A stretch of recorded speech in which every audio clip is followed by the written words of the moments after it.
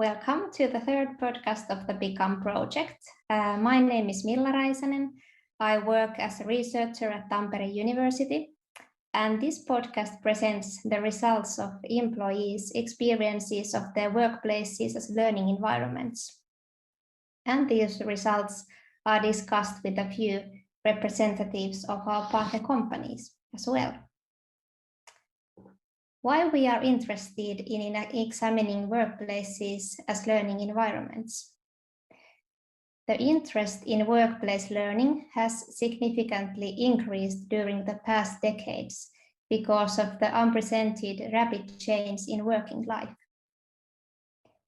Much of employees' learning takes place at workplace, and the ability to learn is needed in changing learning and work environments.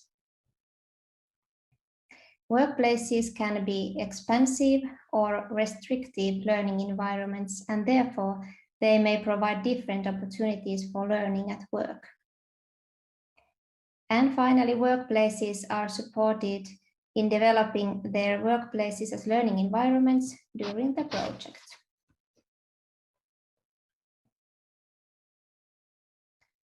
In the project, we collected survey data from employees from different companies from 5 European countries, from Estonia, Finland, Poland, Portugal, and Italy. We applied the survey regarding workplace as learning environment. The survey addresses 8 areas related to expansive learning environments. I will present these in more detail next when I present the results.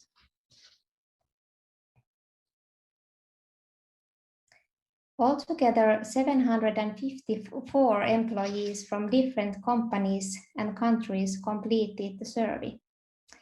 It was interesting to see that the results showed that employees in most of the countries scored the highest on participation and understanding of the workplace and task performance.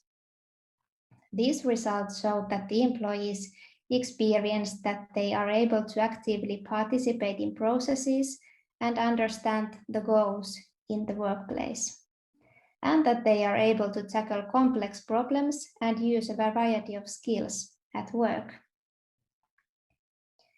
The results also showed that the employees in most of the countries scored the lowest on recognition as a learner, which is related to receiving acknowledgement for developing one's own expertise. And they also scored lower on recognition as an expert, which refers to receiving acknowledgement of one's own expertise. The results showed that there were not any statistically significant differences between male and female employees in their experiences of these different dimensions of the workplace as learning environment.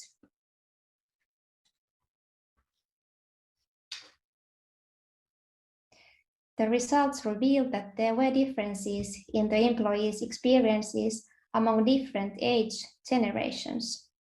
The results showed that the employees who were from 18 to 28 years, these employees scored lower on participation and understanding of the workplace than the employees who were from 36 to 44 years and 45 to 74 years. The youngest employees scored lower than all the other age generations in task performance and also in judgment, decision-making, problem-solving, and reflection, which refers to how the employees are able to make decisions, solve problems, and reflect on their own work. And the youngest employees also scored lower on recognition as an expert and organizational development than the employees who were from 36 to 44 years and 45 to 74 years. And this organizational development refers to how goals of the workplace are in line with one's own goals to develop professional skills. Okay, now we have a pleasure to have a few representatives from our partner companies here in this podcast. So we have a pleasure to have Carolina Ponte from our partner company Indie Campers from Portugal and Antonia Domenico Ialecchio from Geolumen from Italy to discuss these results. And welcome to the podcast, you both. So first I would like to ask you that what do you think that why participating and understanding of the workplace and task performance were scored higher by the employees? What do you think about that? Hi, should I start, Antonia? So I was thinking about this question, and the overall results, I think they are pretty much connected with the world we live in today, with the mutable world we live in today, with the globalization and the digitalization mainly.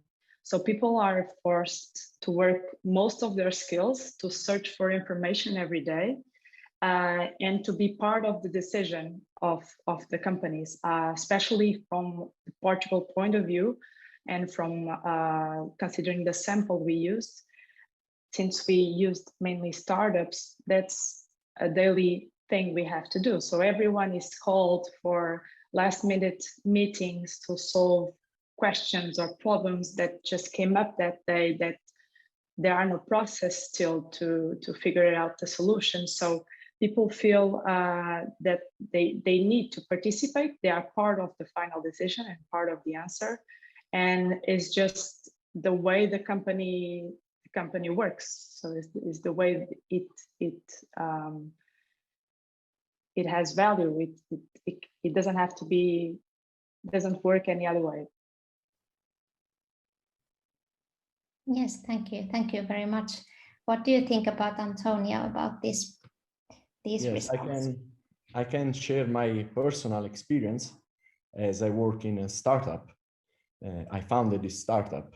And as Carolina said, this is a fast changing world with a lot of competencies and skills that maybe are not trained or taught anywhere. So this is how the team, the whole team is working together for the same goal, for the same tasks, for the same results. So this is very important to have a workplace where everyone can give the top of his skills and his knowledge. At the same time, in an open space as we are working in here in the company, it's quite easy to share and to take a look what the other colleagues are doing. And this is in an open space, also an open mind approach, because there's no specific rules, especially in a small company that just start these activities. So it's not like a strong structure where everyone has a rule, everyone has a skill, and everyone has to perform just for itself. So this is like an open mind approach where everyone knows what the other is doing, but basically they know why they are doing this. And everyone can help and support because it's an open approach also to learn more and more. And also this is something that belongs to the startup world, where everyone is starting something that has to grow fast and fast. And this means that everyone has to know more than possible and give all what they can give. So this is how I think the task performance and also understanding the working place is not just responsibilities, but is also to grow together with the company, because results for the company is also results for themselves. Yes, thank you very much, Antonio and Carolina. These were really interesting thoughts about you regarding these results. Yes. Well, I think we can go to the second question. Why do you think that being recognized as an expert and being recognized as a learner, these were scored lower by the employees? In my opinion, I think it's really connected with the first question. From the moment that the person doesn't have all the information with herself, and also considering that most of the teams are usually young and not experienced, they will not consider having all the knowledge. So they will not consider being an expert because they feel they have to constantly look for information. And they will also not have senior people in the team to tell them you did this right, you did this wrong, this is how you should do it. So they lack some feedback, and that's how they would learn better to understand if they were doing well, if they're becoming an expert or not. So I think it's mainly the reason is the lack of experience and the need to bring some knowledge. And also from a startup point of view, you can't really tell, this is your task, this is your job function, it starts here and ends here. You have to adapt every day. So it's really hard for you to tell, okay, I feel that I've reached the top of my skills and I know totally what to do, because every day you can come up with a different need that goes a little bit further that you were expecting to, and that's the day-to-day here. Don't know about you, Antonio. Yes, I totally agree with Carolina about this concept. I think that nowadays nobody knows everything, and there's not such an expert that has to tell you what to do and how, or a kind of professor or teacher that gives you like homeworks and say, okay, you start here and you have to end here.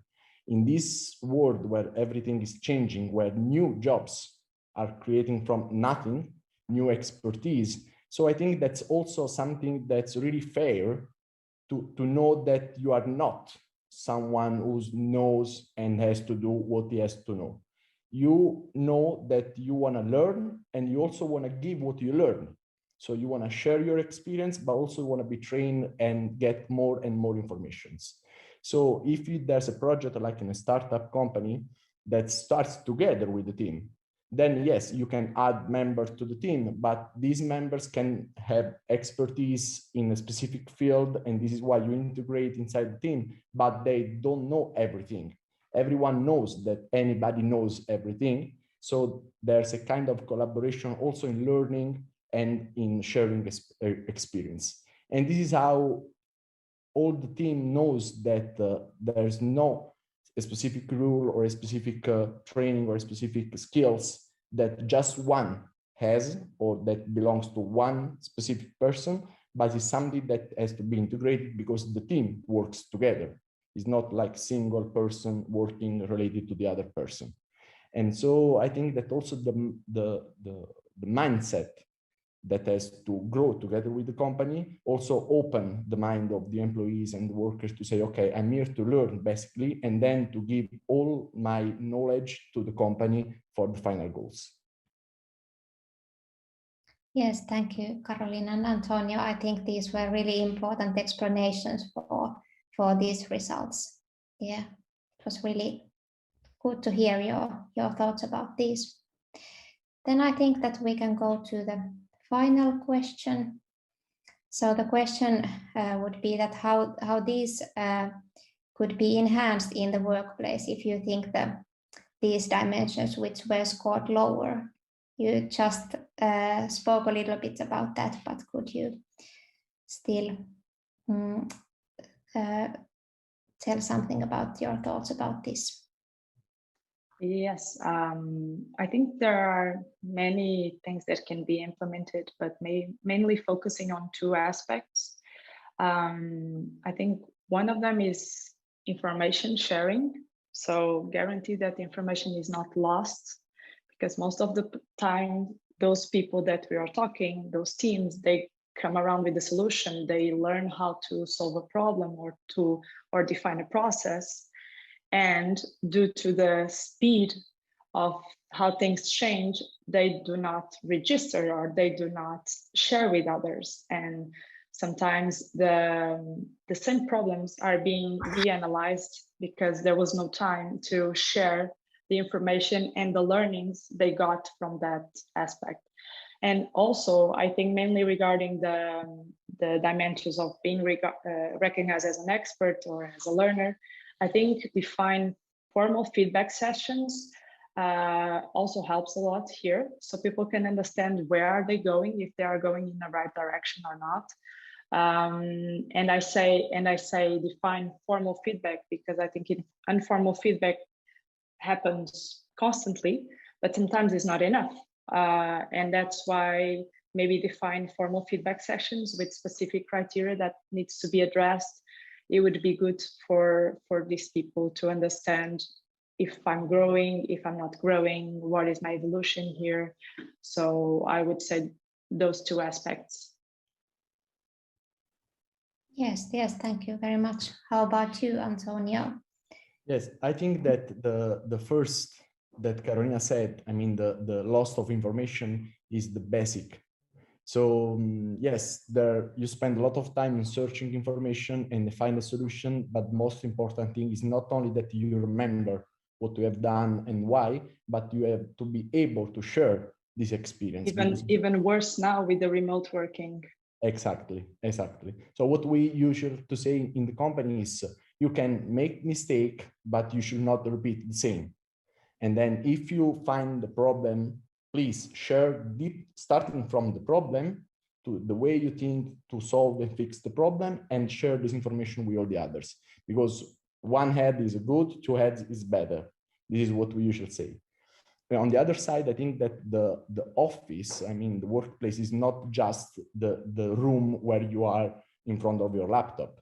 I think the working space is everything. So also the client to go to visit for, or the client to give assistance, or also to deal with a supplier or go somewhere to buy something. I think is 360 degrees that the employee has to approach. It's not just close inside the room, especially in this pandemic situation where you are more than close.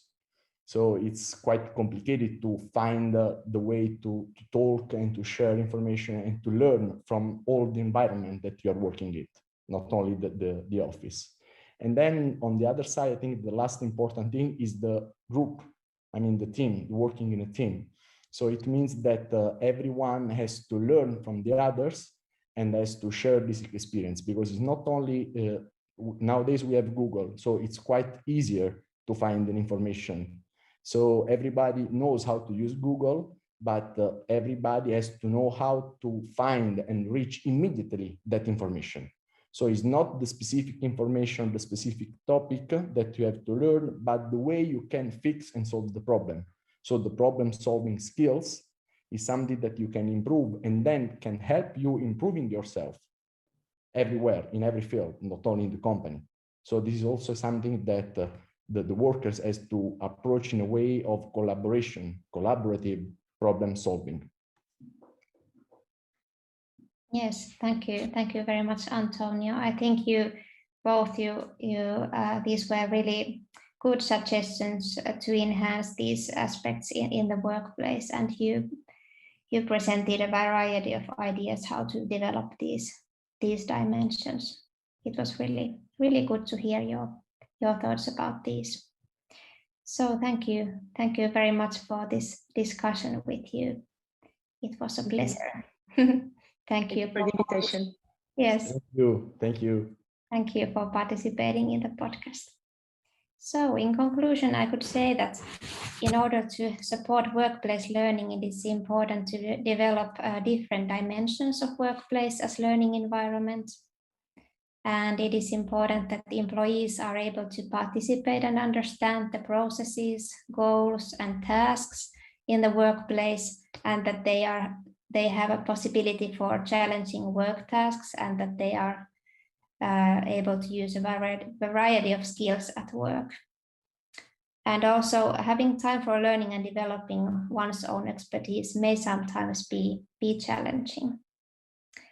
So it is important that the employees have time to reflect on their own work, receive acknowledgement of one's own expertise, and support the development of one's own expertise in the workplace.